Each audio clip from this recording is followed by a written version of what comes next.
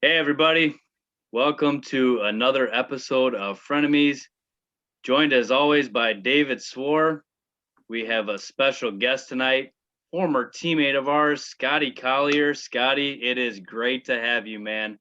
He is a avid Red Sox fan, and we are talking Red Sox tonight. So, Scottie, man, it is good to have you, buddy. It's been a long time since we've seen you. Welcome to the show, buddy.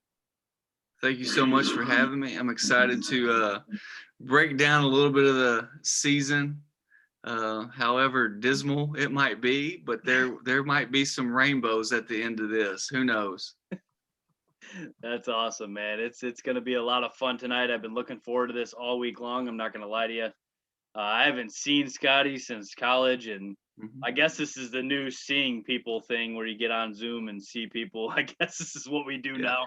But definitely one day, hopefully, we can hook up and see each other again, man. It's been a long time, but welcome to the show, buddy. And David, I'm going to have you start this off from your perspective. Now, fans out there of the show, this is going to be a lot of fun tonight because Scotty is a big time Red Sox fan, and David, of course, is a Yankees fan. So we may knock heads a little bit here on a few things, and I'm looking forward to that a little bit. So I'm just a Cubs fan, so I'm kind of in the middle of this. I've always loved the Red Sox because the Cubs are like the National League version of the Red Sox. So it's kind of like the same thing, really.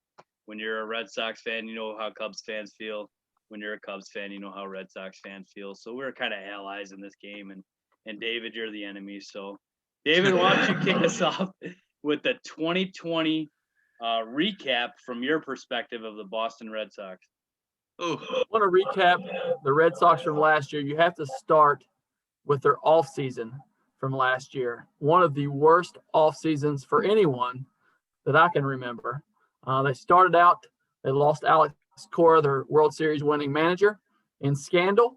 And so that was a rough start to the offseason. And then they traded probably, if not the best player in baseball, top 3 or 4, Mookie Betts and also David Price, who didn't end up playing last year. That actually worked out for him.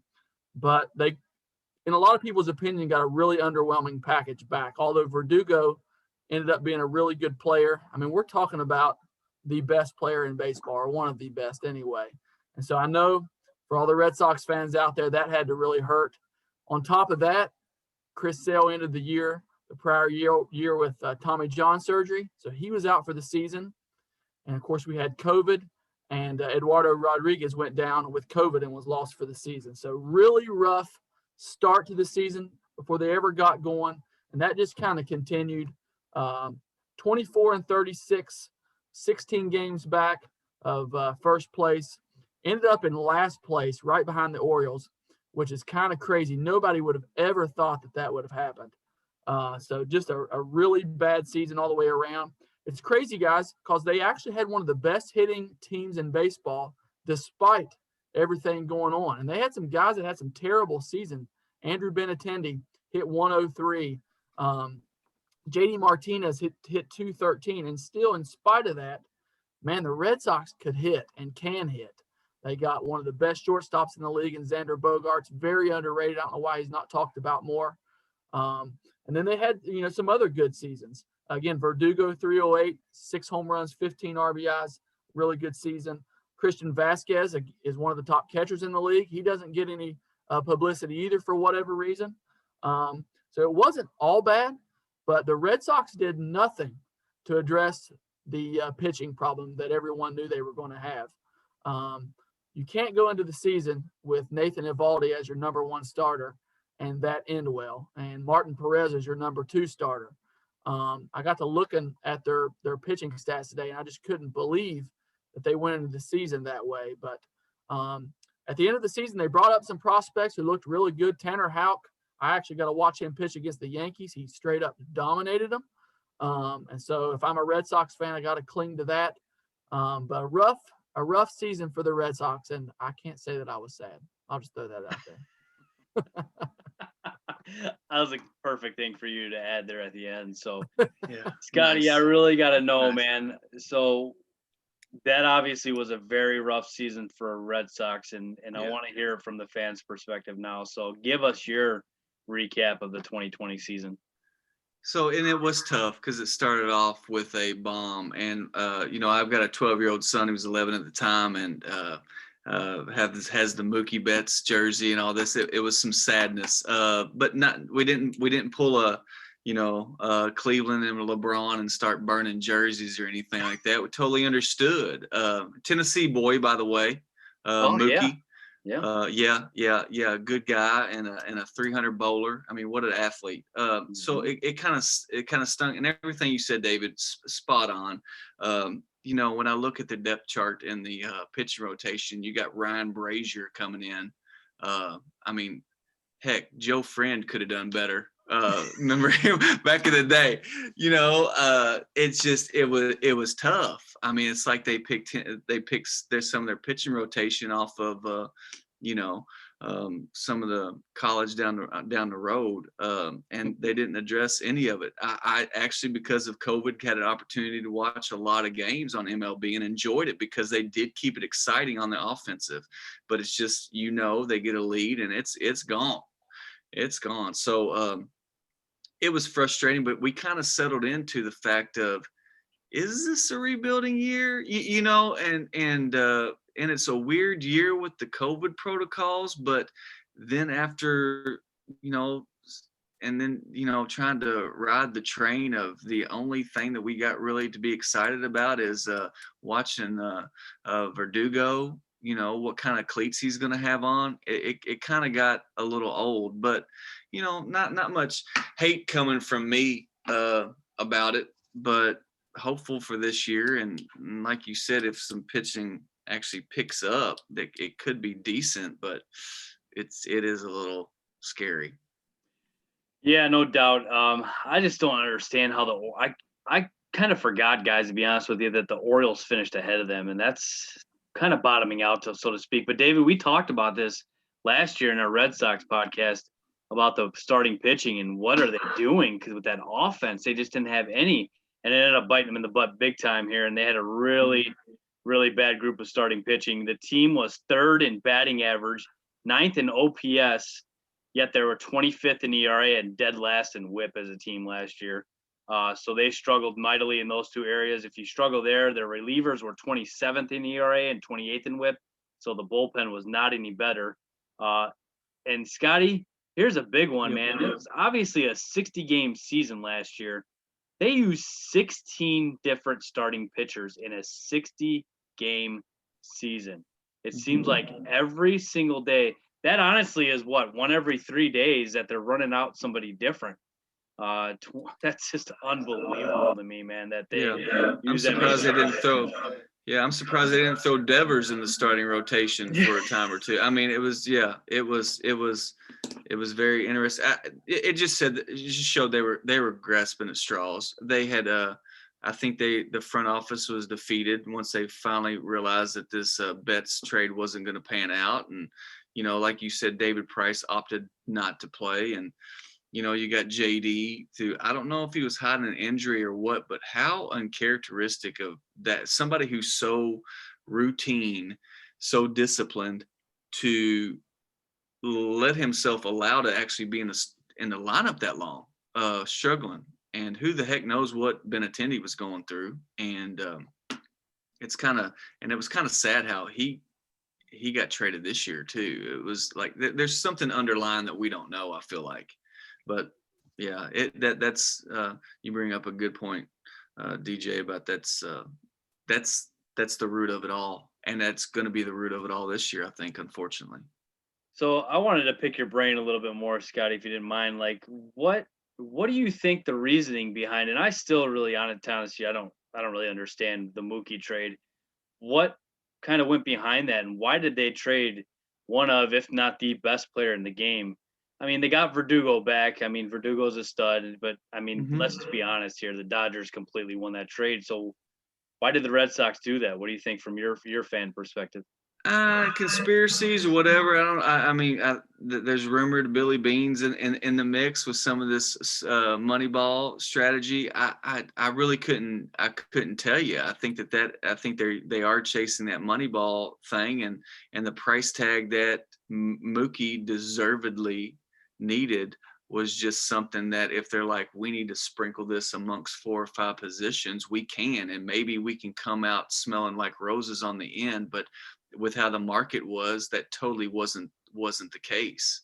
And with some of those, you saw some of the prices that some like the Padres are getting now. You're seeing these position players are getting freaking bank. So I think that's what they started it off with, and it of course bit them in the butt. And if you like following on social media, there's no hate for Mookie. There's no hate on that decision. It's totally frustration at the general office and the general manager. And there's been some heads that have rolled over that, but you got the ownership that they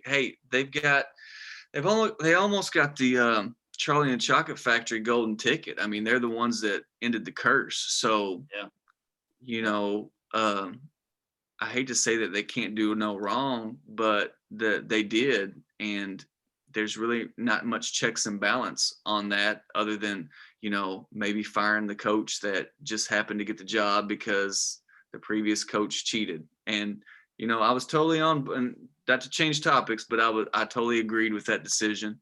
I'm very indifferent about bringing him back. I think he's a fabulous mind, but real talk, I've had to have some real good conversations with my son and, players about how Alex got the job back and after what supposedly went on, so, but yeah, that's what I think. I think it's that, the higher ups.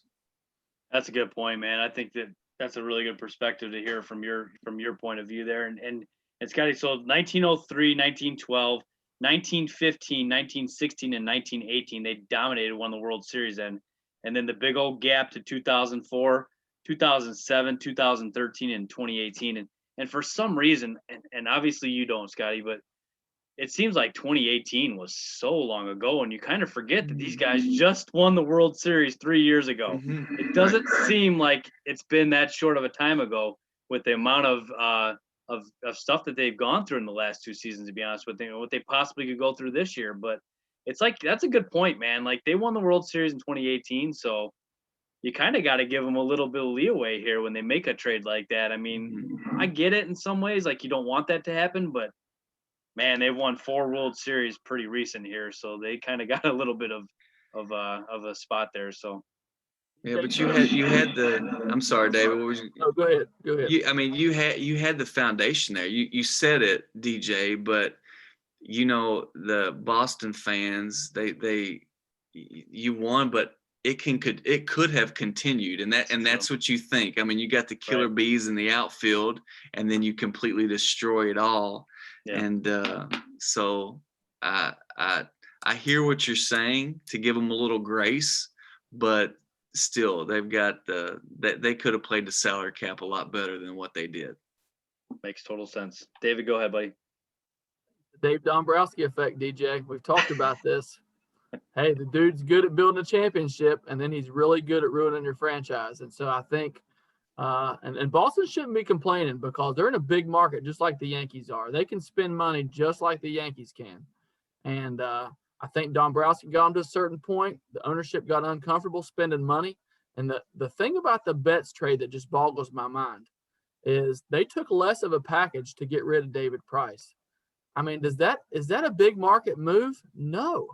And, it's not a big market move. And they do have the pieces, or did have the pieces in place to keep that going. It's mind-boggling to me that they ended up in last place last year and that they did nothing really to address the problem. But I think Dave Dombrowski kind of spin them into a corner, and they had to get out of that corner, and that's what they chose to do to get out of it. It doesn't make it right, but I really believe that's what happened. Yeah, but history shows they've done that terrible at buying high and selling low on all these starting pitchers that make a name for them, whether it's with the White Sox or the Diamondbacks or something, or the Marlins. Like what Price came from the Marlins, right? And I was never happy with him. Only in a couple games in the World Series in 2018. But it's right. He was a gamer then, but it's like we're paying how many million for him, and so I think they were trying to play catch up on all of that, and it's not working out looking at their pitching rotation. But yeah, I do agree with you, David. It was it's still mind-boggling, and we are a big market and should be attracting all that, and it looks like in some aspects a AAA team. So going on what you just said there, transitioning to the off season between 2020 and 2021 here, Scottie, the additions that the Red Sox have made this off season to try to build this team up a little bit. Hunter Renfroe from the Rays, Franchy Cordero from the Royals, Kike Hernandez from the Dodgers, Marwin Gonzalez from the Twins, Garrett Richards from the Angels, Adam Ottavino from the Yankees. I'm not even going to try to say the Japan pitcher's guy's name. I'm not even going to slaughter that one. Hero. That's a good. I just go with Hero. I like it. Okay, Hero. Matt Andres from the Angels and Garrett Whitlock from the Yankees.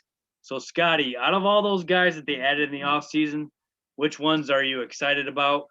Maybe which ones are you maybe not so excited about? Well, I think, of course, Hernandez. I love his energy and what he brings to the team. And you had that with Alex Verdugo as well. I think clubhouse is important to this team. I did like the Hunter Renfroe pickup, but again, there was nothing crazy like, oh my goodness, this is going to be amazing. One of my favorites, and he was some people didn't like him, but one of my favorites has been of all time has been Manny Ramirez, and there's no Manny on the team. You're trying to replace Manny, Big Papi, Mookie. Kiki can put out a good YouTube video, but he's not putting up those numbers, and he's not hitting them over on Lansdowne either all the time. It's consistently. So I think it was some good locker room pickups, team morale pickups, but as far as game changers to take into the postseason, there wasn't nothing of the sort. So, David, what do you think? I would be encouraged by the Garrett Richards pickup. He's had some nice years, and he can't seem to stay healthy, but he was pretty dominating for the Angels a few years back. And so with the lack of pitching and the lack of depth that they have, if Garrett Richards could turn into something again, and you got Eduardo Rodriguez coming back, I think he'll be a nice addition to the team. I'm not a big fan, as you know, DJ. DJ loves him some Hunter Renfroe for some reason. I too. Okay. And you're going to have to explain that one to me. I don't get it.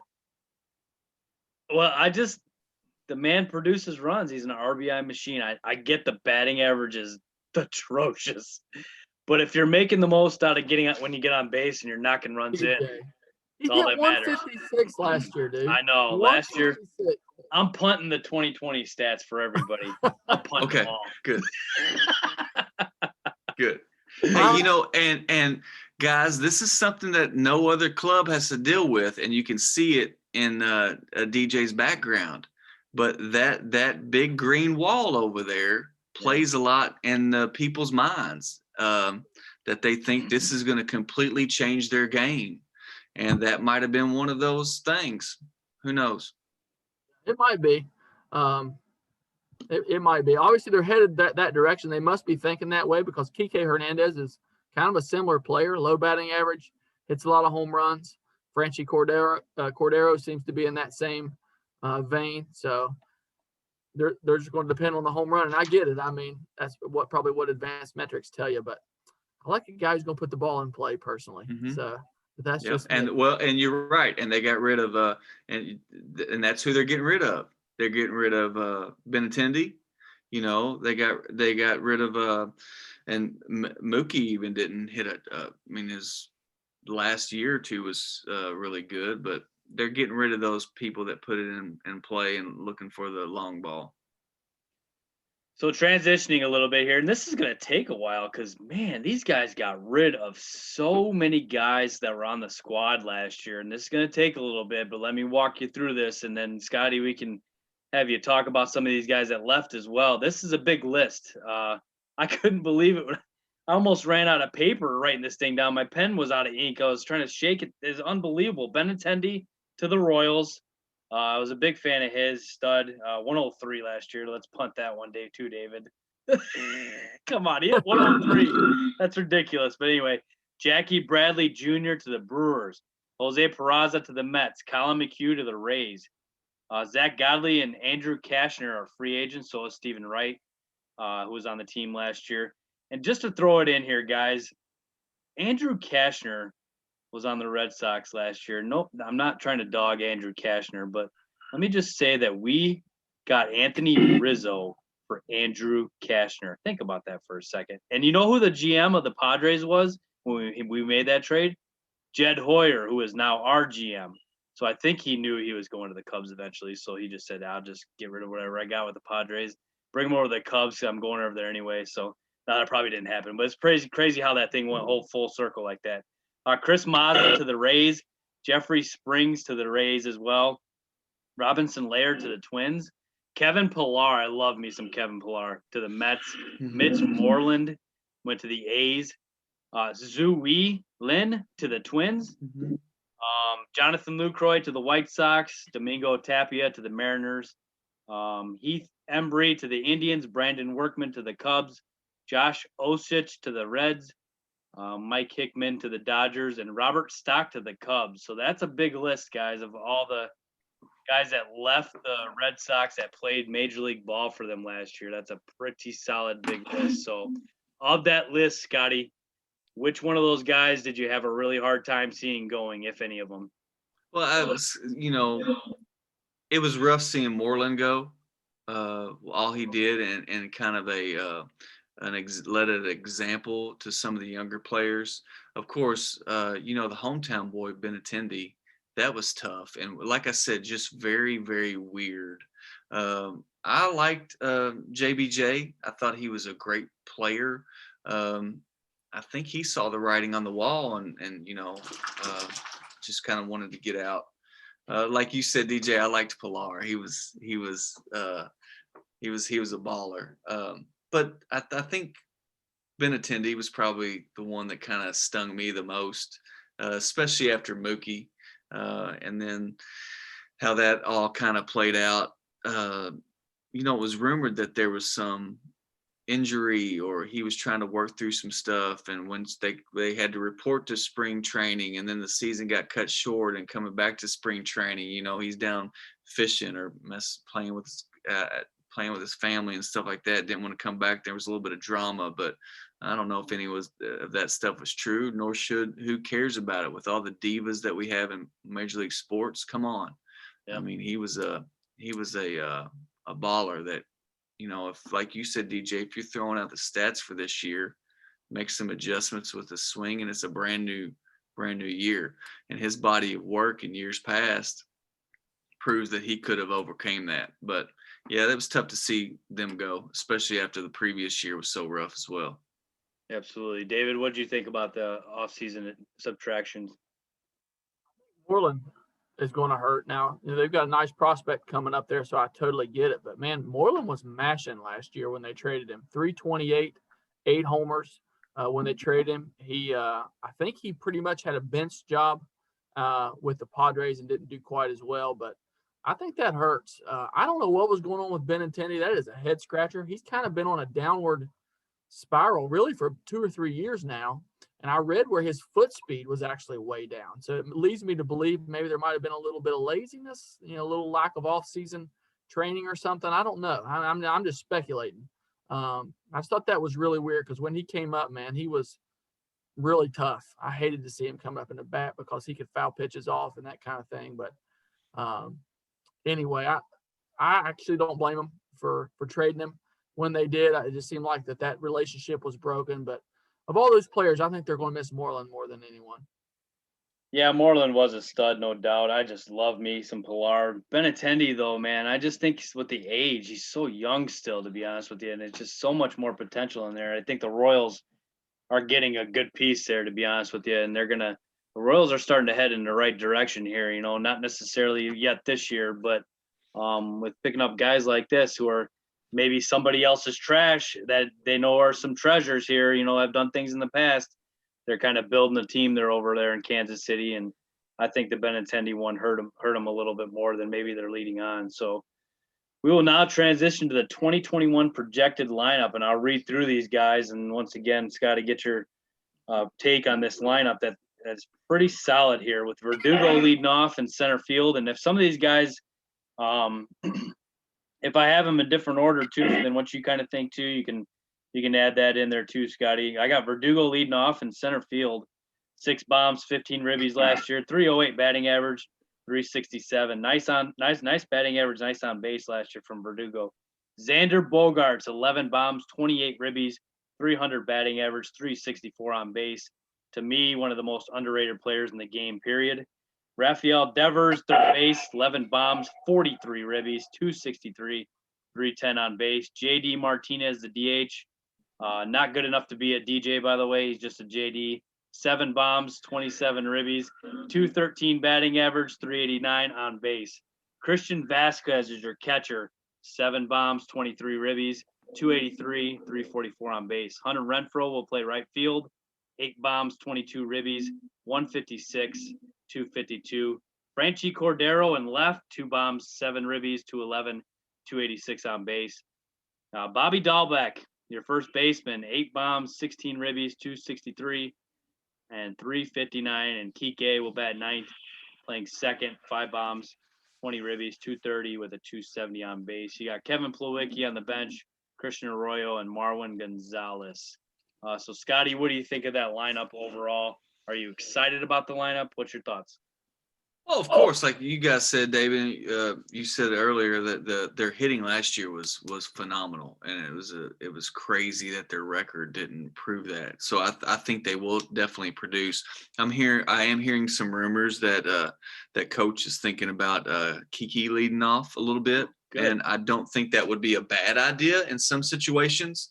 I think Alex, with his high batting average, will get more reps and get a little bit more opportunities at, but hey, it's not bad him leading off either. Xander, agree. He's a stud and just won some, I think he got, he's ranked 88th in the top 100. So he's getting some recognition. It's quiet.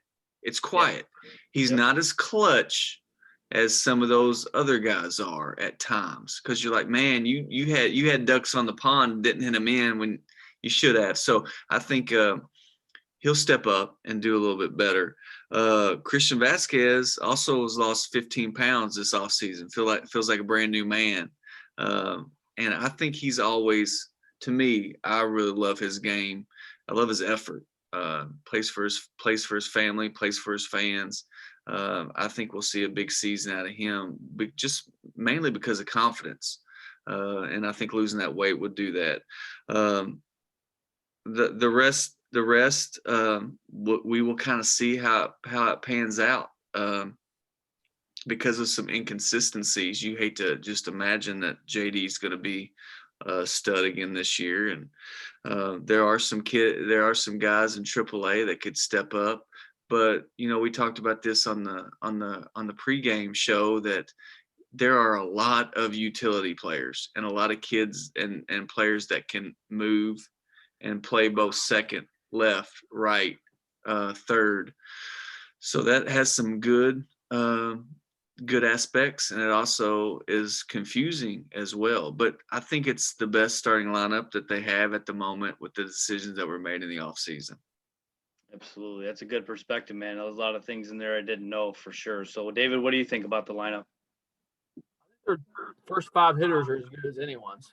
It's that last half of that lineup I'm just not sure about. Again, I'm not a big fan of Hunter Renfroe. Like I said, it looks like Bobby Dahlbeck's going to be a good player. I'm not a huge fan of Kike Hernandez. I think Marwin Gonzalez has got to play more. How are you not a fan of Kike Hernandez? Man, what is wrong with you? Low average guys, man. I mean, I just don't.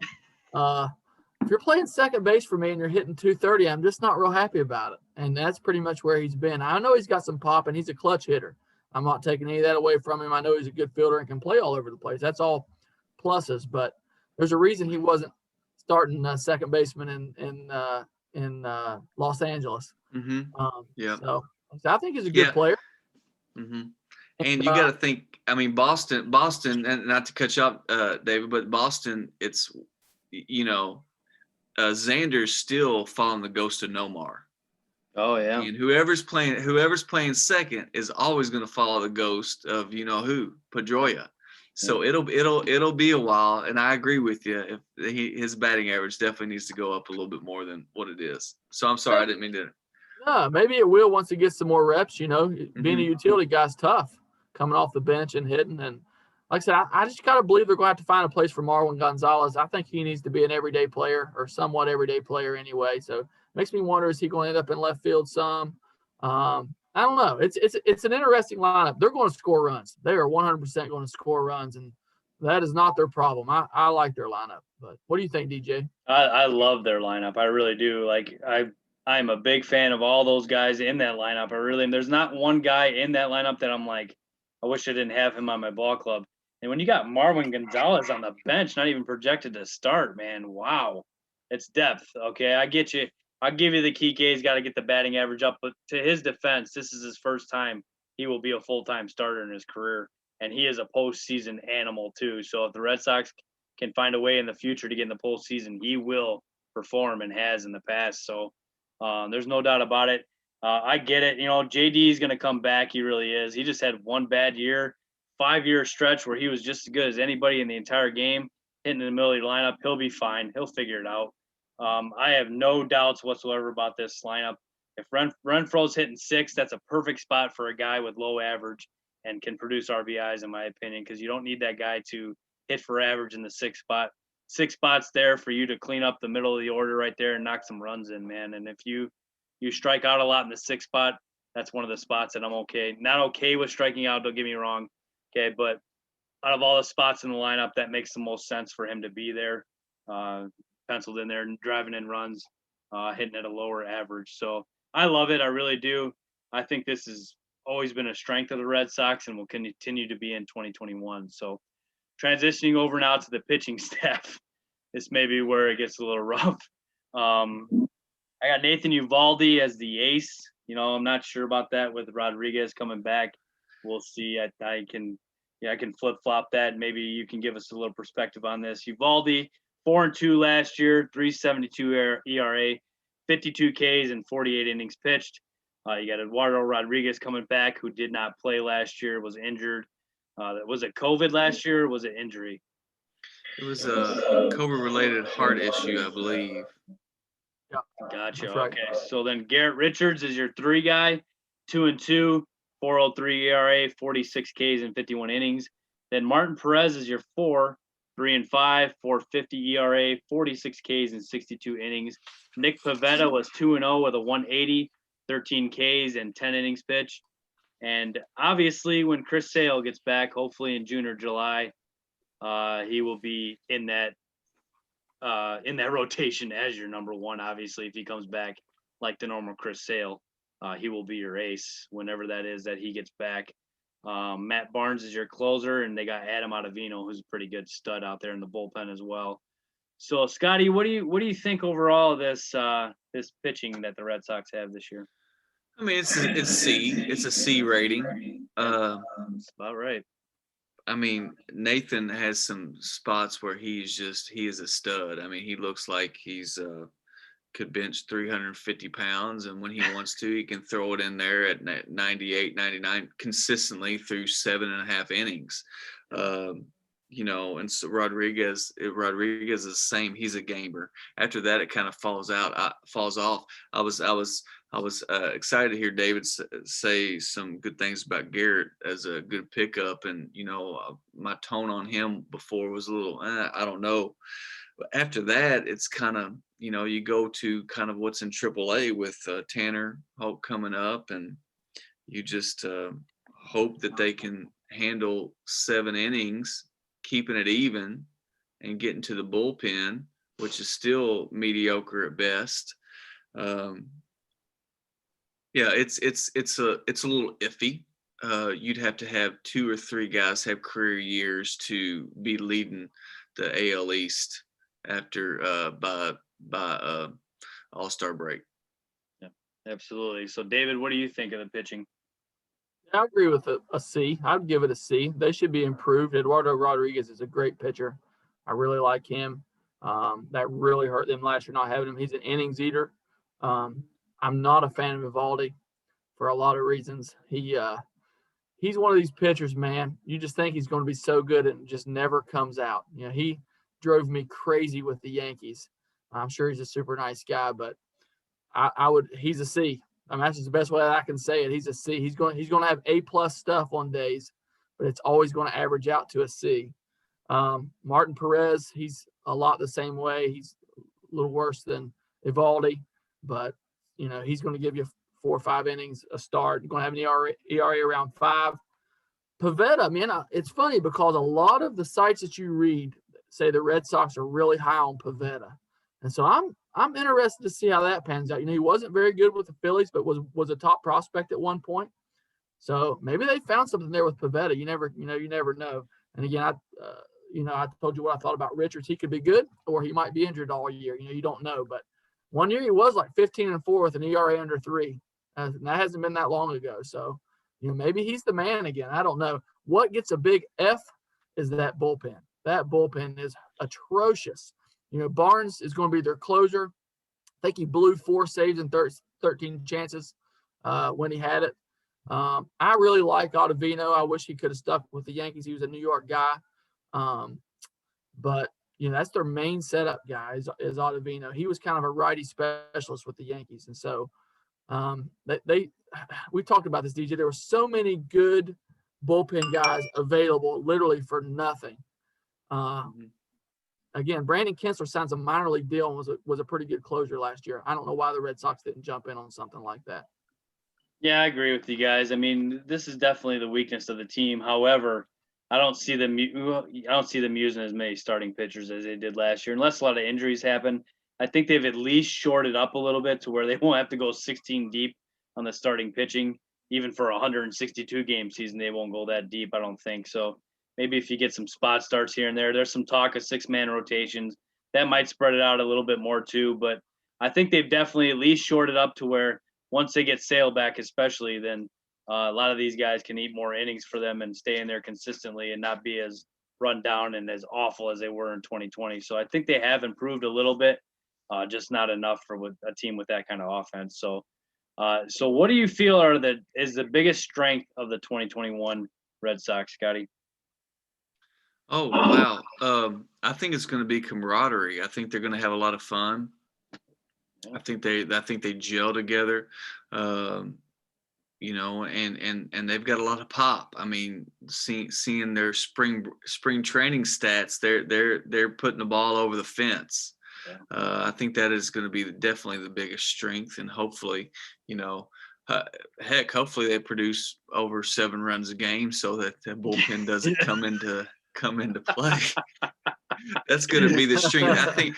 I think you're going to see a lot of fan awakening this year. I mean, with fans coming, that's going to be nice. That's going to be a change. There's a little bit of me that I know I hate to make excuses because I don't do that, but you know, you say with 16 people, actually different pitchers starting last year. I mean, it's almost like they gave up and like, hey, let's have this big experiment and give some people some opportunities because who knows if we're even going to have a World Series, you know, a postseason with this COVID. So I think there'll be a little bit more scientific evidence put into decisions that are made this year, but definitely offense. And I think definitely they are going to have a lot of fun because there are a lot of jokers on the team, and then you add Kiki to the mix. It gets to looking like a Saturday Night Live episode sometimes there in the dugout. Just don't let Kike give anybody forearms, man. Popping shoulders out like he did Bellinger last year, man. I know. Kike is a strong little booger. I am telling you, man, that guy is not very mighty as far as size goes, but I would not want to get in the octagon with that, man. I promise you that. So that guy is strong. So, David, what do you got for team strength? I'm going to go with that lineup, man. We've talked about it here today. they're going to score runs. They're going to be able to score runs with anyone. So yeah, I'm gonna have to go with that lineup. I agree 100%. We've already talked about it pretty much to a T, everything that we've got to go through. It's a very fun lineup. And I love the fact that if you score 7 runs, you don't need pitching. That's a great point, man. And I've had some teams of my own that I've had that perspective I had to go with. We just got to outscore them like 10-9, and we're going to win if we don't have any pitching. So hey, that's the Red Sox this year. So what are you worried about the most? And we kind of already talked about this a little bit too, but what's your team weakness, Scottie?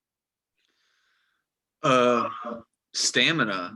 First off, with coming off a short season and coming off 2 spring trainings, and one was like half, baked spring training there before it started back. I think it's going to be tough on the entire major league. That longevity, that lull between the All-Star break, getting into the 1st of September. I mean, you're going to start seeing some injuries. So that is a positive for the Red Sox when somebody we never talked about, there's been, with all these utility players, like Michael Chavez, who I adore. I think he's a gamer, can play 5 positions. He even pitched a little bit last year. Crazy. But I think that's going to be the weakness is the longevity and can they stand, and can that, can they keep at arm's length of whoever, maybe the evil empire is number 1 in AL East. Can they keep at arm's length to the All-Star break? That's what I'm hoping. Yeah, that's an interesting fact, no doubt. I agree. This team's got the offense to do it. So what's your weakness, David?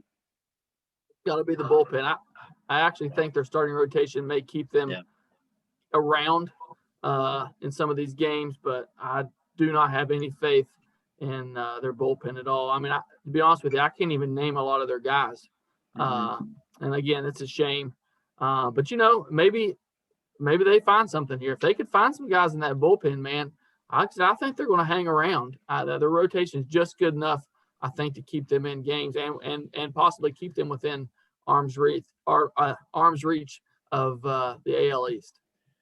Yeah, I'm going to go with the bullpen as well. That's kind of easy, really, to be honest with you. I think starting pitching has improved, no doubt. I don't think it had anywhere to go but up, to be honest with you. So the bullpen is definitely a weakness and has continued to be and will be a problem for them all year long, I believe. So do you got any position battles that we should be aware of, Scottie? Anybody fighting for a job on the team that may knock somebody off of the starting lineup? Well, I mentioned Michael Chavez. I definitely think that's something to look at, and that could be if somebody's not producing out in the outfield, it could be that he picks that up, and he would be somebody that if Kiki just messes up, that's somebody that he could come in and do really, really well. Kevin Palwicki as catcher, Christian, he's got the starting lineup, but you always need that catcher to come in. And Red Sox historically have always had a rotation of 2 catchers because they've usually had, a knuckleballer or somebody that's my guy. That's my guy. So I think he might battle a little bit. Other than that, I think Alex still has his eyes open on a couple. I don't think anybody's really safe other than, that left side of the field with Xander and Devers. Everything's really kind of open when you got these middle of the road priced players that you can tick them off for a couple games to get their attitude right and make some moves. That's a good point, no doubt. So what do you got, David? It's not really a position battle, but I'm interested to see how they get Marwin Gonzalez in this lineup. Is he going to play left or is he going to play second? Maybe Kike plays some left. And I guess you could say left field is in question. Is Franchi going to play out there? I think he's actually injured right now, if I'm not mistaken. So, I think I would go with left field / how are they going to play Marwin Gonzalez? I can't believe Marwin Gonzalez would have come to the Red Sox if he didn't think he was going to play pretty regularly. So, That's what I'll go with. That's a good point. I'm gonna go with who stays in the rotation once Chris Sale gets back. Is it gonna be Pivetta or is it gonna be Perez? Which one of those two guys is gonna kind of fall off if they stick with the five-man rotation? Who's gonna go into the bullpen and be the long guy? So of the end of the rotation there, which guy's gonna fall off, so to speak, when Sale comes back. So that's something to keep an eye on for sure. So what about prospects, Scotty? What do you got for your prospect that you're looking forward to seeing coming up, or has maybe had a cup of coffee so far that you're excited about in the Red Sox organization there? Well, the middle infielder, and I'm not going to say his first name. Say it. I'm not going to say his first name, but his last name is Downs. He's legit. He's legit. That's somebody I'm excited about seeing. That's awesome. Don't say it, Scotty. Don't do it. Oh, come on. Nope. I won't. I have two favorite baseball teams, guys. It's the Red Sox and it is whoever else is playing the Yankees. Those are my two favorite teams. Yeah. So I will refuse to say that. Well, I think it's awesome that Red Sox fans everywhere have to say our number one prospect is Jeter. Oh man. I hear you. He's good. So Jeter is Downs, I'll say it. Sorry about that. I won't say it either. So Scotty, what obviously with Xander at short, and I think he's on the fast track. So second base, is that what he's kind of gonna go to? You got Devers and Xander on the left side. He's not playing those two spots. So when he does come up, what are they gonna do with him? So you remember a couple years back, and I hate that I forget. It's late over here, but who was that prospect a few years back? Then he got traded to the Marlins, and then came back. He had the dreadlocks, and then Hanley Ramirez. Hanley. So I was huge on Hanley. I'm like, he is the next Manny Ramirez. He's a stud. And then they traded him in true Red Sox fashion. Unfortunately, if Xander's producing, I wouldn't doubt that the Red Sox front office would make a bad mistake and try to cash in for him. But that's just our mentality. It's like we build a good product and then we're going to farm them out and try to cash in. Wow. Is Kiki a short timer? Right. I mean. So who knows? I think that's always something. If you can get somebody at any level producing and is a quality shortstop and is hitting all the time, then it's the coach's job to decide on how to get them out into the field. Nice. So and I think the ages might work out with Xander and Mr. Downs, but if he was to stick around, but who knows? With this organization. It's hard to look 5 years down the road, and you guys can see that in off-season decisions. It's really hard. Yeah, I can believe that Xander might be on the block as well, man. It seems like they're in the cut money mode, and like I said, Xander Bogaerts is so underrated. I love to play fantasy baseball. There's so many good shortstops out there right now, and you can kind of wait around a lot of times on Xander, and I think he's just super underrated, but I just looked it up. He's making $20 million a year until 2026, and their top prospects at shortstop. I think you better believe Xander's going to be on the block this year. And I don't know as far as what we're going to talk about, but I mean, what if before trade line deals? I mean, there's a ace pitcher and a closer come out. You're looking at a completely different team, and. So who knows? I mean, I've been a little negative about the decisions that were made, but who knows? So there is a lot of hope. I will continue my MLB subscription and watch the Red Sox from Louisville, Kentucky, but there'll be some hope in that. Nice. Because David, who do you got for a top prospect? I watch out for Tanner Houck. I'm a fan, even though I don't really want to be. I watched him dominate the Yankees last year.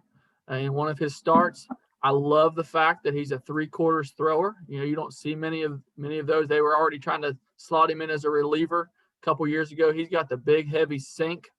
He's not a super hard thrower, but throws in the mid-90s. He's got a wipeout slider. He's got a decent changeup and a split. And so I think they're going to try to keep him in that rotation. He was a 3-year starter at Missouri and a first-round pick. Man, if he could be half as good as he was last year over a long season, I mean, again, the Red Sox look a lot different. They're getting Sale back in the middle of the year. Now I'm reading that they're going to put him in AAA this year. They said he needed more seasoning, but I don't know about that. I think he only gave up 1 run in 17 innings as a starter. So I'd be kind of aggravated if I was a Red Sox fan, to be honest with you. Throw him out there, man. Let him play. But that's a guy I would watch out for if I was a Red Sox fan.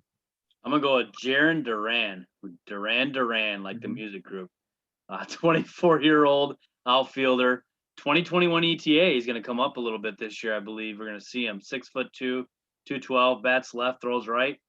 2018 7th round pick. Very solid speed and good hitting ability. He's a base stealing threat all the time. He can beat out infield hits a lot, which I heard he's just got blazing speed. Also projected as a very true center fielder. He's got the defense, no doubt. They project him better than Verdugo defensively, but he cannot hit as well as Verdugo can. So I don't think he'll come up, and obviously he won't start or anything, but I think he's going to help the ball club out a little bit and should definitely be a September call-up at the least. So look for Jarren Duran coming up here pretty soon as for the Red Sox as well. So this is a good one here. I'm excited to hear about this. And you've been spoiled in our lifetime a little bit, Scotty, with the Red Sox winning 4 World Series titles in your lifetime. So what is your absolute number one favorite memory of being a Red Sox fan?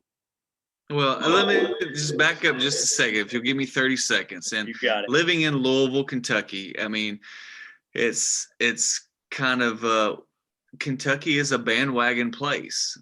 And I am not a bandwagon Sox fan.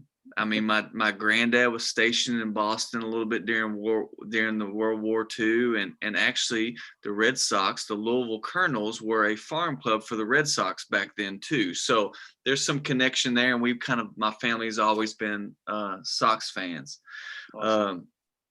So we lived and had some anxiety and loss with the years and the frustration, but it's always that bit of hope. That's all. I very, very much felt a kindred spirit with that movie back a few years back with what's his name, Jimmy Fallon movie. That's kind of how it was. It had to be when they won their first World Series. I mean, yeah. By far, everybody's sitting on the couch and calling granddad and calling dad about it and just having a good time. I remember I ran up and woke my wife up because it was a late one, and so it was that, because you felt like finally you can breathe, but so much more. I mean, too, I was somebody that wasn't I enjoyed going to watching Big Papi play at first, even when he was starting to develop. I'm like, he struck out a lot. You're not supposed to do that. So watching him be so clutch at the end of his career, that was a lot of fun. Had the opportunity to go to spring training a couple years. And seeing spring training and being that up close to it, that's a lot of good memories. But one of my favorites is went to spring training with one of my good friends, Ed Alessandrini, and he got backstage passes or whatever you want to call it, and to a meet and greet, and we had Tito, met one of the backup catchers. He was always Wakefield's catcher, and his name Mirabelli, and getting to meet them, and that was a good experience. Yeah, good guys. That's awesome, man, for sure. David, what's your favorite this I gotta hear too. What's your favorite Red Sox memory? ALCS 2003, Yankee nemesis and all-time hated Red Sox, Pedro Martinez, was wiping out the Yankees into the 8th inning, and huge moron Grady Little leaves him out there for like 120 pitches and lets Hideki Matsui hit a bomb off of him. Game goes to extra inning. In comes second least favorite pitcher Tim Wakefield, only to give up the home run to Aaron Bleepin Boone, who sends the Yankees to the World Series on a walk-off. That's my favorite Red Sox memory. No comment. This is we're going to leave this PG. No comment. It's that motivation. That's something that you put on the locker room wall. Yeah. To motivate you to come back and dominate. Hey, but I went back and watched the entire lead up to that before this episode. I'm not kidding. I watched the whole eighth inning. And I can't believe Grady Little left Pedro Martinez out there. It blows my mind. He gave up a double to Jeter. Bernie Williams immediately singles him in, and you got Hideki Matsui coming up. He had both guys, Embry and Timlin, up in the bullpen the whole time, who had been awesome all season. Yeah. And it blows my mind that he pitched to Mr. Clutch from the Yankees side, Hideki Matsui. It just blows my mind. But anyway, I hated Pedro so bad because if you remember previous to that whole thing, he threw Don Simber down on his face. So the fact, he was just, I remember distinctly where I was sitting in my house and how bad I was just hating on Pedro Martinez. I wanted to kill him, and he was just wiping us out. And then for Matsui to tie that game up, man, it was the best day of my life. So I'm gonna jump. The evil empire has brainwashed you to lose respect for the game. Oh my gosh! I did. I started out hating Big Papi, but I have to admit, like, it got to the point where I just utter respect for him, and I knew every time he came up against the Yankees, he was going to beat him. He was unbeatable. If they could have figured out a way to walk him, I wish they would have. But anyway, but you couldn't because you had Manny Ramirez in there too. Yes, he should be in the Hall of Fame, DJ, by the way. He should be in the Hall of Fame. He should. He won't, but he should. Ridiculous.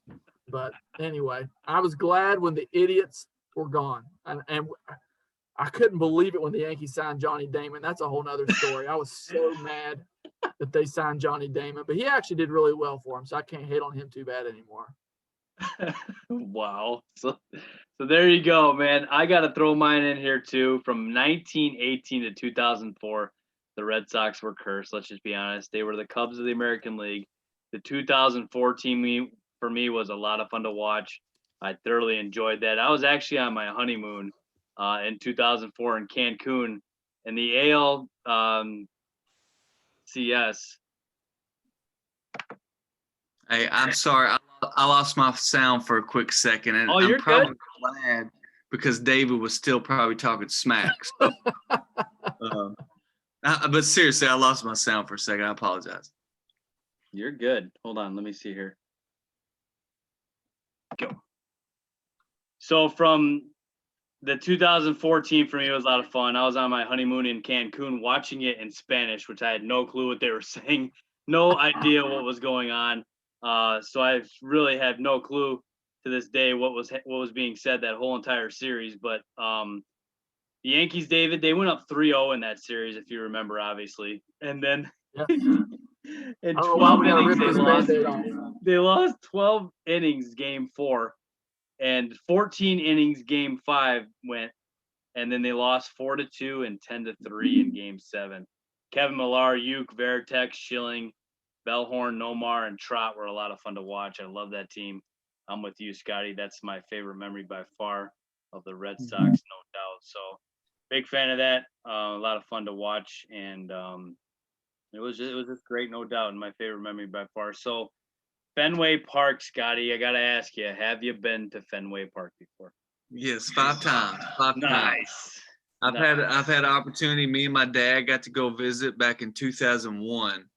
Watched a couple games there, and that was back when they were doing tours where you could actually walk on the field, sit in the dugout. It was pre 9/11, so you had access to a lot of stuff. They still had the Cheers replica bar up in the where the media's at behind home field. We actually and then took another trip, just me and my wife, in 2006. And then this past 2 summers ago, we took the kids up there. Me and my wife and my son and daughter went up there to watch she got us tickets to one game. We went and watched the game. It was a lot of fun. They had a walk off that game, and took the tour before, and the kids really enjoyed it. And then my son liked it so much that I scalped some tickets for the next day, and we got to see a game, another game. So it's been a lot of fun. It's a special place. Boston's a cool town, so historic. The people are so kind and so nice, and it's really fun. You feel like you wear a Red Sox around, and you feel like you're part of the family up there. So that's pretty cool. David, have you ever been to what you call the sand pit or the bomb house, or what do you call it? Let's see, what did we call before we came on? Landfill. Landfill. There you go. No, I've never been. It's a cool stadium. I love the fact that it's got weird dimensions. I love the fact that they put the stands up in left field there. Before our whole teenage years or whatever, they didn't have that. I think they added that maybe early 2000s. So I thought that was a really cool thing. So I would love to go to a game. I would definitely be wearing my Yankees jersey. I ain't afraid. So, but I haven't I haven't been there. My dad actually got to go one time. He watched I think one of the years they were really good. Were they really good like in the late 70s? If I'm not mistaken, they had Dwight Evans and those guys. He got to go. Yes. Yes. Yeah. But I've never been. Yeah. I have never been either. The facility's cool too. Mm-hmm. That's in Arizona, correct? No. It's down in Fort Myers, and right, we've been. Right. I've been down there, and they built a. It's only about 3 or 4 years old now. They built it. It's a replica. Fenway South. Yeah, it's pretty cool. That is awesome, and I've never been to Fenway either. Scottie, I'm on the ballpark tour personally. I'm halfway through right now, and one of them that I have not been to obviously is Fenway. And of the ones that I have not been to, it's number one on my list that I got to get to for sure. I just absolutely love going to ballparks.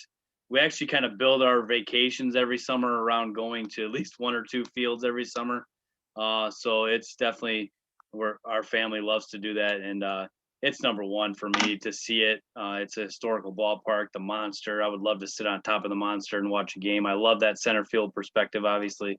And that's what I do. So I just love it. I think everything about it is awesome. I cannot wait one day to go see that. So trivia time, boys. Here we go. Scottie, this one is for you, buddy. I want you to give me as many as you can here of the top 10 all-time home run leaders in Red Sox history for their careers. Top 10 all-time leaders in career home runs, Red Sox franchise history. Go for it. Ramirez. Jim Rice, Ramirez, yep. Jim Rice, Ramirez, Dwight Evans. Yep. Big Papi. Yep. Oh shoot. That's a good one. Hank Babe Ruth. No, but I wouldn't be surprised. I know, right? I know. Oh man, I'm drawing a blank, DJ. Drawing a blank.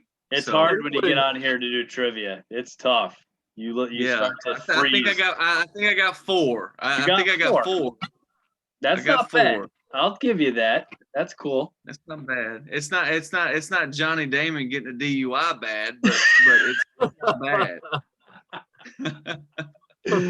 I'll round out the 10 for you because I got one for you too, David. Number 1 is Ted Williams. Obviously, I mean, you just kind of you knew that. You just didn't. That's okay. Yeah. Number 3 is Carl Yastrzemski. Number 7 is Mo Vaughn. Number 8 is Bobby Doerr.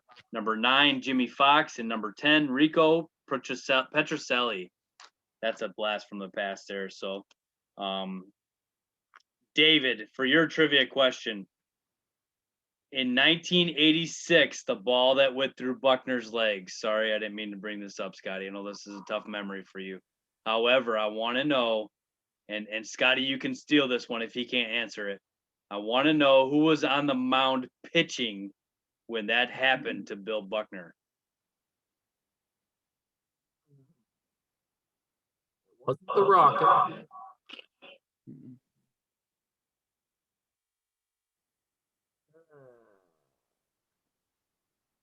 See the wheels turning, Scotty. It's a tough one. Think reliever. You got to think a reliever. This was not a starter. This was not a starter at that point of the game. He was definitely a reliever on that team. It was tough. It's no doubt a tough trivia question here, but you see the clip a million times and you kind of forget who was on the mound. Dennis Eckersley a Red Sox for a minute? He was, but not him. Not him. I don't know. Okay, Scotty, do you know? No, sir. Okay, that's all right. Swor. Bob Stanley was on the mound during that time. Stanley. Yep. I think his number was 54. But it just goes to show you guys, like, that's obviously one of the most iconic plays in all of baseball, to be honest with you. And nobody even remembers who was on the mound when he actually did his job. Obviously, the Red Sox should have won the World Series. Bob Stanley should have got the save there, but nothing happened there. So pretty crazy there. Bob Stanley really looked like a good slow pitch softball player. Oh, he could mash, I'm sure. He'd hit a 12-inch 100 miles. He was a monster, man. He was always kind of a heavy guy too. I mean, he looked like he'd been a great beer league softball player. Oh, yeah. Scotty, you got a trivia question for us? Oh man. You know, that Mo Vaughn was a good little blast from the past. Yeah. You know, when they brought Poppy up, they called him. They were calling him the new Mo Vaughn. Yeah. Yep. So, no, I mean, if there's anything I wish that we could do, it might not be trivia, but I wish that you could give me your best Nomar Garciaparra at bat ritual. That would probably be my request. Like the Macarena or something. Yeah, just sitting there playing with the wristband, the batting gloves the whole time. Tapping those toes. I show my son that, and he's like, "What is wrong with him?" Yeah. Yeah. I'm like, he's awesome. Just deal with it. And he married Mia Hamm. Deal with that. Yeah. That's awesome, man. So, David, what do you got, buddy? All right, this is a kind of a cool thing that I didn't know until I did some research today. Only one player in MLB history has led the league in triples, homers, and RBI in the same season, and he was a Red Sox. Who was it? Can you give me a little? Was it in the 2000s, or are we talking? No, we're talking 70s and 80s. So triples, RBI, homers, and RBI. Only player in Major League history. Wow. Yes? No. No. Yeah, you got me. I'm gonna go. Yeah. I got two guys. I'm battling between which one to pick. I'm gonna go with Jim Rice.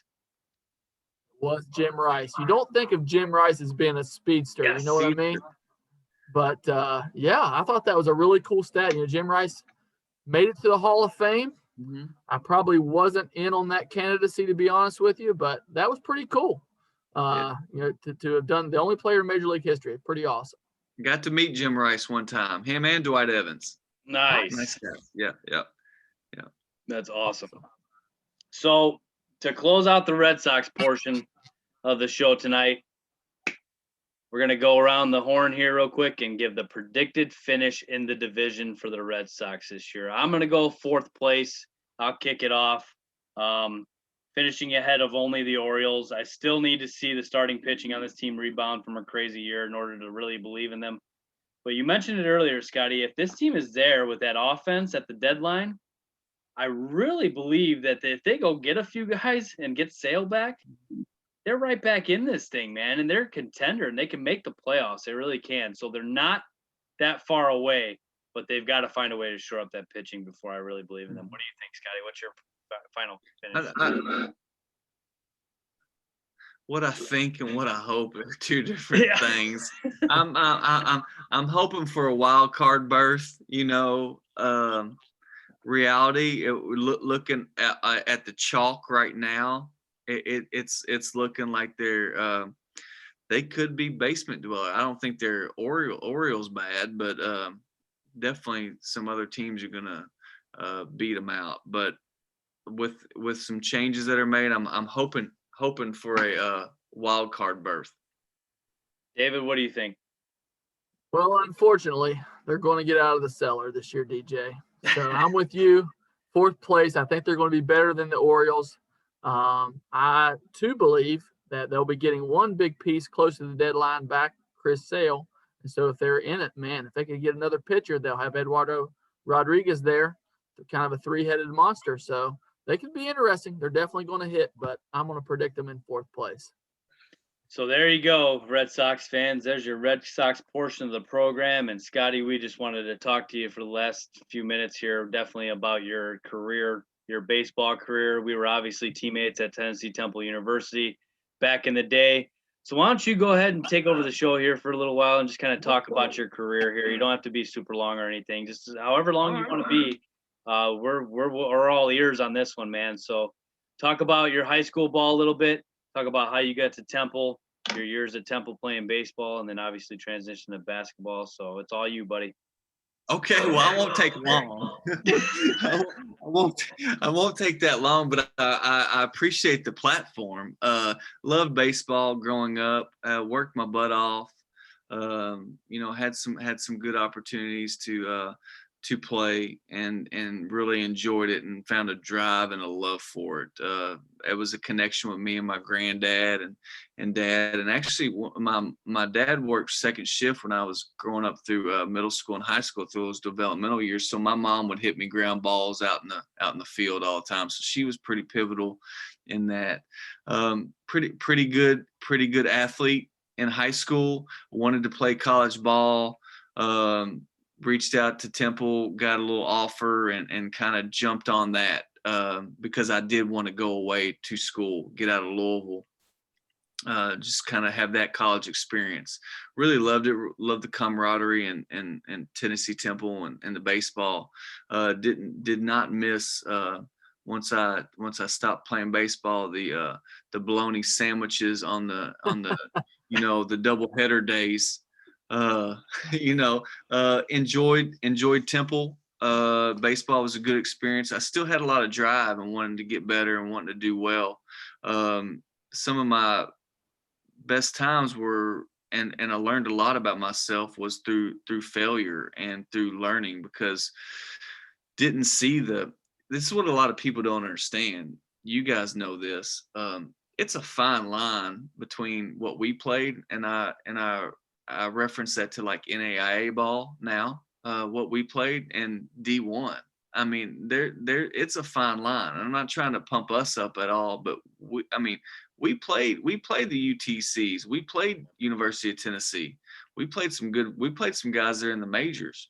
Yep.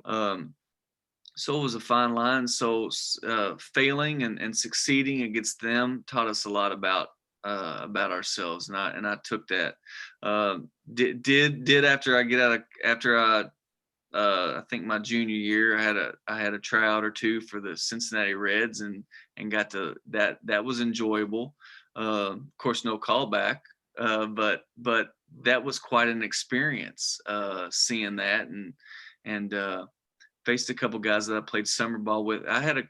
We had a good little summer ball league up here in Louisville with some of the surrounding colleges, U of L, UK, Bellarmine.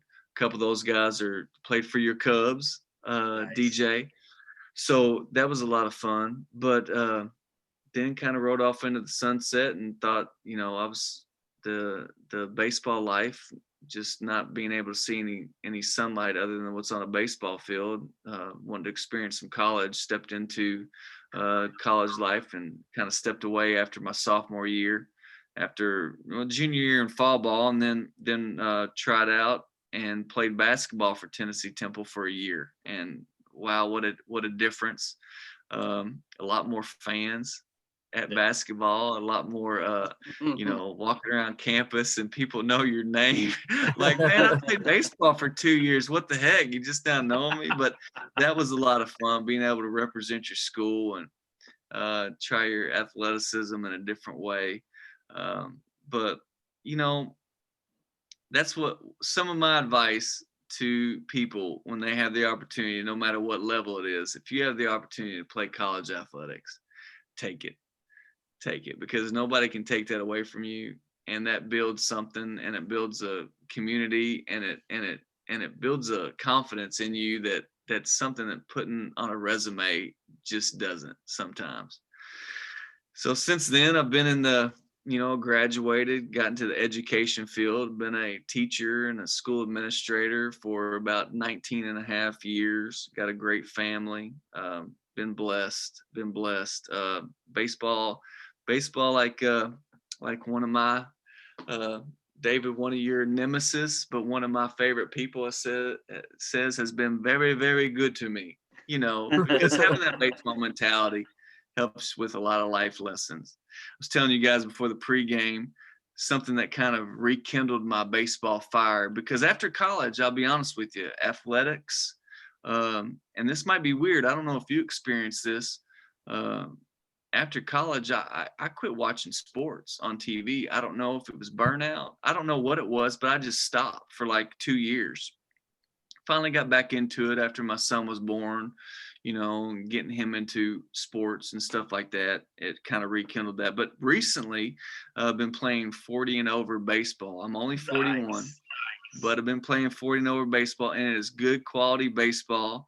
It's given me an opportunity to stay in shape, to be competitive, and to really connect with a group of guys that you normally wouldn't connect with.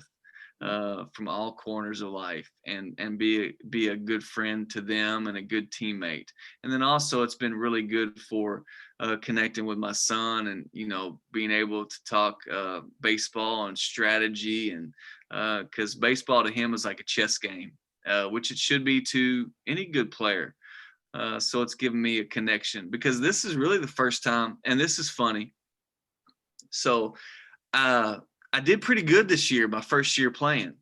But there was a couple games where I was going through a slump, and then my wife actually finally came to a game, and I said, "Hey, this is kind of dorky. It's kind of dorky, but will you record me when I'm up to bat?" And so she recorded, and I watched it, and I'm like, "Oh my gosh!" It kind of hit me. I had never seen myself recorded swinging a baseball bat. And I'm lunging at the ball, and I look stupid, so correcting some things on fundamentals, and gives me an opportunity to talk to my son about that. But finally he's like, I'm sitting there barking at him when I used to coaching this and that, and he's like, why am I listening to you? You're just telling me that you used to play, but I don't see it. And finally he can see the proof is in the pudding. So you need to listen to what I say, buddy. So that's been a lot of fun. But I hope that kind of filled it in and wasn't too dorky talking about that. But yeah. Hey, that's awesome, for our man. listeners, we talked about a little bit, I think last episode, this dude right here was a defensive machine, man. A lot of fun to watch. And Scottie, if I'm not mistaken, did y'all win a national championship the year that you played? No, I think it was the year after. We made some finals, but it was the year after. Yeah. It was a lot of fun to watch you play, man. I unfortunately didn't get to play baseball with you. You should have stuck around, man. You probably could have been our starting second baseman our senior year. So you should have stuck it out, buddy. Oh. Yeah, definitely. No, you're good. Yeah, it definitely. So Scottie, I was telling David a little story about you before we came on too. I don't know what it was. This is a hilarious story. It's something that's always stuck with me. And man, I came from the north, obviously the Chicago area, and I went down below the Mason-Dixon line for one of the first times in my entire life. And you guys kind of took me under your wing and made me feel welcome there, and you guys could have obviously had the opposite effect and made my life miserable. And you guys didn't do that to me, and you guys were great teammates, and it was a lot of fun, man. And I redshirted that first year I was there because JP was in center field, and I just didn't want to waste a year of eligibility behind JP, who obviously was a stud out there. So I sat one more year behind him and then got to start 3 years instead of, starting 2 years. So ended up being a good decision for me. So I got to hang around you guys a lot that redshirt year, and it was a lot of fun, man. And I don't know what happened, but I did something to you after chapel one day, and I had my backpack on, and I don't know if you remember this, and me and you were running down campus, down the middle of campus, and you were chasing me, and I was laughing so hard, and you finally caught me, and you took my book bag and dumped it all around the entire front of the cafeteria area there. And I had just my entire stuff everywhere, man. It was so funny. I was dying laughing, and then you just took off running. You were gone. I don't even know what I did to you, but it was just hilarious, man. And I had a lot of girls that were helping me pick it up, so it ended up being okay. So You're welcome. You're welcome. That's why I did it. It was not anything malicious. see, Trying to be a blessing. Despite I knew that you had to expand your horizon and get some people to help you. No, I mean, if that's anything, we had a great time and spent a lot of time together. Spent a lot of time together, and it was fun and all in good fun. And what great people. But I do remember that. I don't remember it. I remember it being as a joke, but oh yeah, of course, it was totally a joke. Yeah. It was just a lot of fun, man. It wasn't a bully. Yeah, it was the stash, man. Yeah. Anybody that had a stash like that deserved to get picked on. No, but Scottie, we kind of ran our own show though, DJ. I mean, yeah. it was like we didn't care. We'd run around and be silly and and funny, and that was kind of our role as the baseball team. Yep. Because we could. So that was funny. So true, and then we'd go in there and eat Captain Crunch cereal every day. Yeah. Yeah, David. After we left, they had the sous chefs in there making you all omelets at the cafeteria. Maybe that's why they're Piedmont University now. Had to pay all the sous chefs. Oh man, but yeah, Scottie, I remember you being a defensive stalwart, not only in basketball but defensively at shortstop as well too. Playing for us, you were a really good defender, no doubt. Play the game. You were an awesome player, man, and like David said earlier, we would have loved to have you stick around, but I get it, man. You were playing basketball too. You're just getting the best of both worlds, to be honest with you. I mean, to be able to play both baseball and basketball at Tennessee Temple University is awesome, man. And you're one of the few guys that were able to do both, and that's got to feel really cool for you, moving forward in your life, being able to talk to your kids and your family about all the things you were able to accomplish doing both, man, which is definitely really cool. And we were always looking at you like, man, we wish you had you on the baseball team, but we get it, I totally understood that. And so you were a great teammate, man, and it was really awesome to have you on the show tonight, man. We were talking for a long time, and we could probably go on for hours and hours tonight, man, no doubt. So yeah, well, I appreciate those kinds of words. I don't think my family, they'd probably just roll their eyes about all that, but yes, it was a great experience, and I do cherish that. I wish I remembered some of it more, because it's like it's sometimes such a blur because we're go this and that. I take it as a being in the educational field. I take some of those and very, very gracious and grateful for the opportunities that I've had, and never braggadocious about any of that stuff. I'm a very humble person, but I take a lot of those opportunities and being in the field I am, trying to give kids wisdom. And sports has really given me the opportunity to make connections with kids that I really wouldn't have, and relate to them on a different level than just the books and the other aspects of being at a school. So that's really helped me more than anything in my life, past college, past athletics, is making those connections with people through sports. So that's the most takeaway from all of that for me in today's day, 21 years later.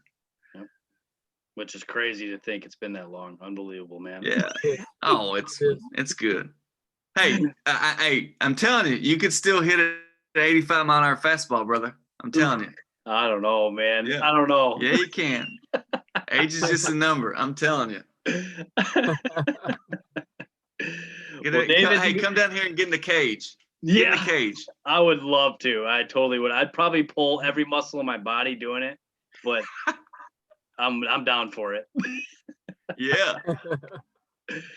So, David, you got anything to add, buddy?